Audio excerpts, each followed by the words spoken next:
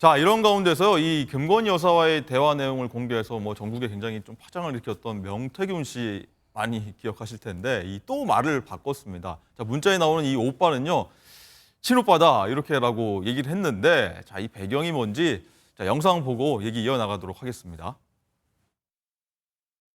바깥에 묶어놓은 개가 방 안에 애완견이 어떻게 사는지 알아요? 명태균이는 곧 철창 속에 들어갈 개죠. 옛날 주인 물었으면 지금 주인도 무네. 지가 건들 때 있고 건들지 말아야 될 게 있는 거 아니에요? 그 많은 사람들의 노력으로 그 정권이 재창출됐는데 제가 다 한 것처럼 이렇게 표현이 돼서 제가 좀 너무 죄송하고 마음이 편치 않고요. 지금 용산에 있는 사람들은 제가 왜 그러느냐. 대통령 잘 못 모시고 계시지 않습니까? 또 하나 그분들보다는 대선에 더 일을 많이 했습니다.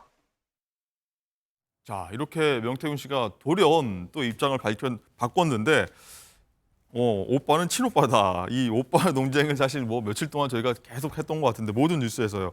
덧붙여서 이번 가짜 뉴스에 김 여사가 얼마나 곤혹스럽겠나 이렇게 명태균 씨가 얘기를 했는데 자, 이 서정욱 변호사님 일단은 뭐 대통령실이든 뭐 김 여사한테도 흠집을 낼 대로 낸 것 같은데 갑자기 김 여사가 얼마나 곤혹스럽겠다 이렇게 얘기를 했습니다. 이거 왜 배경이 뭘까요? 지금 이제 오락가락 하는데 아마 제가 알기로는 이제 이거 오빠는 친오빠는 맞고요.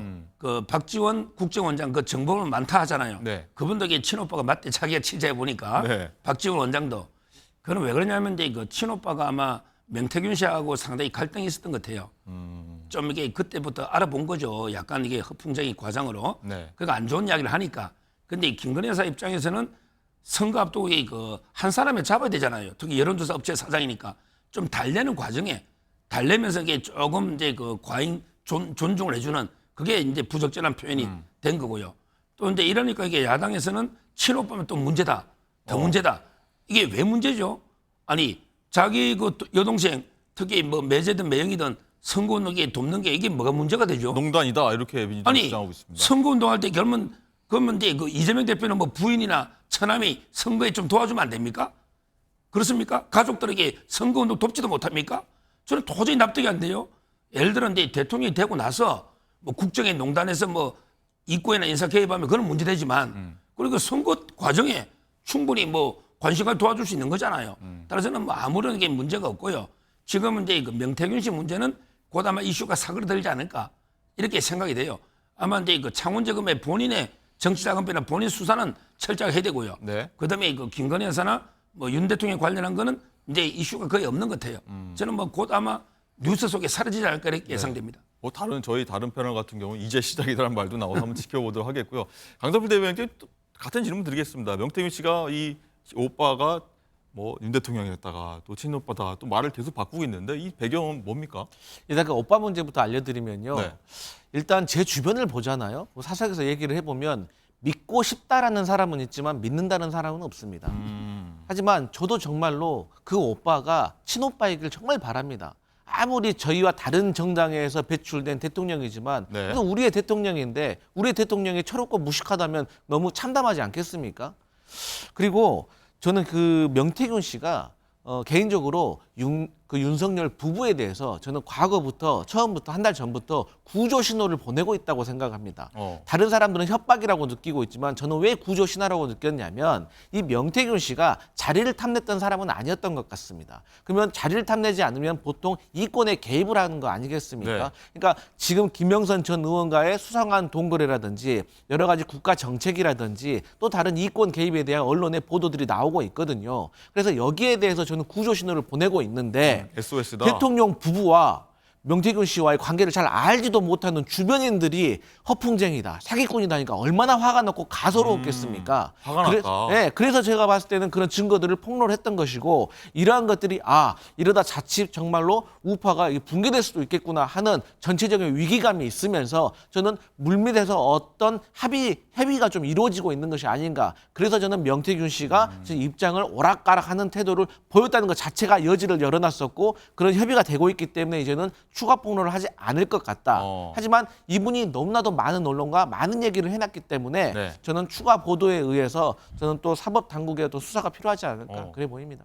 그렇군요.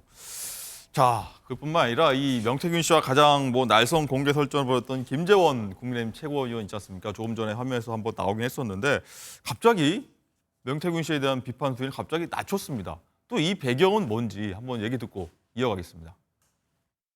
뭔가는 좀 참고 있는 게 좋겠다라는 네. 주변에 이야기가 많이 있어요. 지금 이 상황은 뭔가 폭로하겠다 이렇게 이야기하고 있으니 그런 상황에서는 좀 자극하지 네. 말고 자제하는 것이 맞다고 생각한다. 네, 불과 며칠 전까지 이렇게 얘기했습니다. 김재현 최고가 헛소리라면 사기꾼, 허풍쟁이 이렇게 얘기했는데 명태균 씨는 또 저렇게 얘기했습니다. 김재현 때문에 다 까라며 라고 했는데 갑자기 대응하지 않겠다라고 얘기를 했습니다. 이 서정욱 변호사님, 이 제3자 피해를 막기 위해서 이렇게 이제 더 이상 얘기 안 하겠다고 김재현 최고가 얘기를 했는데 갑자기 또 말을 아끼는 이유 뭐라고 보십니까? 뭐 조금 전에 말한 것처럼 이게 뭐 결정적으로 이게 중요한 건 없는데 네. 괜히 뭐 아무것도 아닌데 뭐 오빠가 친오빠니 뭐 아니면 대통령이 이런 쓸데없는 이런 이제 자꾸 가십거리를 만들어주잖아요. 그러면 이게 쓸데없는 별로 중요하지도 않으면서 이게 계속 회자되면 뭐 별로 좋을 건 없죠. 그냥 무시해버리면요.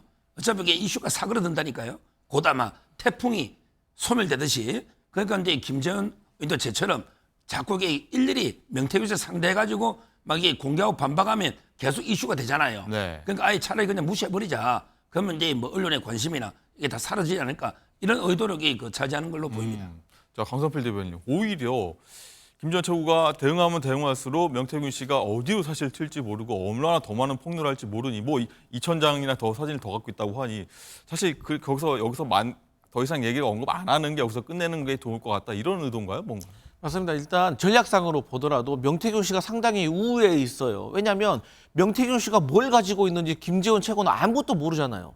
여당의 인사들, 대통령실의 인사들은 지금 명태균 씨가 뭘 가지고 있는지 전혀 몰라요. 그러니까 싸워보면 100점 100패일 가능성이 뭐 그럼 높아요. 대통령실이나 당에서 네. 그만하자라고 좀 속삭였다 이렇게도 볼 수 사실 있나요? 윤석열 대통령 부부께서도 명태균 씨와 과거에 무슨 일이 있었는지 사실 기억을 잘 못할 겁니다. 그러니까 어떤 공격이 들어올지 모르니까 상당히 불리한 상황이고 우리가 이제 정치 어떤 도서를 보면 코끼리를 생각하지 마 있잖아요. 지금 대한민국은 오빠를 생각하지 마인 거예요. 그러니까 명태균 씨가 이게 남겨놓은 이 오빠 논란 때문에 온 세상에 지금 본질을 떠나서 오빠 논란인 거잖아요. 네. 마찬가지로 명태균 씨가 또 다른 카톡을 폭로하면은 거기에 대해서 계속 이슈가 빨려 들어가기 때문에 대통령실로서는 속수무책일 것 같습니다. 그리고 어쨌든 홍준표 대구시장 같은 경우도 명태균 씨하고 한번 싸웠는데 바로 대선 때 여론조사와 관련해 가지고 홍준표 대구시장 측의 인사가 자비로 명태균 씨에게 뭐 여론조사를 의뢰했다는 말이 있잖아요. 네.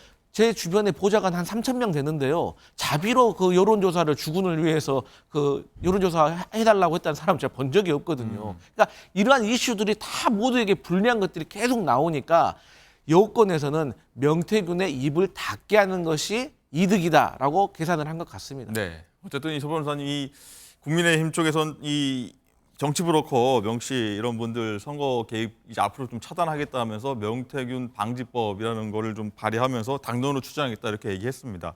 자, 국민적 의혹 해소하겠다는 건데 뭐 적절한 뭐 행위라고 보십니까?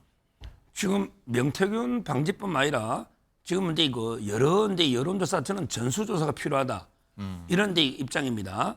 이참에 예, 명태균 씨도 이제 뭐 여론조작한 게 있으면 처벌돼야 되고요.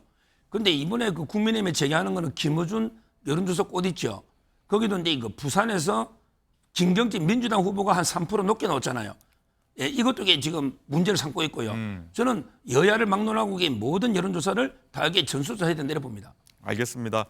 자, 뭐 영태균 씨가 언제 끝나는 건지 뭐 무엇을 위해서 이랬는지 좀 답답하기만 한데 자, 오늘은 여기서 마치겠고요. 저희는 다음 주에는 보다 희망찬 뉴스가 많길 바라면서 오늘 문을 닫도록 하겠습니다.